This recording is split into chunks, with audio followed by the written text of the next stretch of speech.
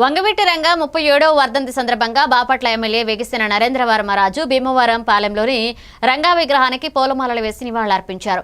అనంతరం మీడియాతో మాట్లాడుతూ రంగా జీవితం అందరికీ ఆదర్శమని, ప్రజల పోరాటమే తన పోరాటమని నమ్మిన మహానేత అని పేర్కొన్నారు. పేదల పోరాటాల్లో రంగా ఎప్పుడూ జీవిస్తాడని తెలిపారు. అలాగే సూర్యలంక రోడ్లోని ఇమ్మడి శెట్టివారి పాలెం వద్ద రంగా విగ్రహాన్ని ఏర్పాటు చేయడానికి కృషి చేస్తానని హామీ ఇచ్చారు. ఈ కార్యక్రమంలో పట్టణ టీడీపీ అధ్యక్షులు శ్రీనివాసరావు, జనసేన నాయకులు వెన్నకోట సురేష్ పాల్గొన్నారు. మోహన రంగా గారి గురించి, ఆయన పోరాట పటిమ గురించి మనందరికీ తెలిసిందే. కాపు సామాజిక వర్గమే కాకుండా విజయవాడలో ఎంతోమంది అభిమానులు సంపాదించుకున్న వ్యక్తి వంగవీటి మోహన రంగా గారు.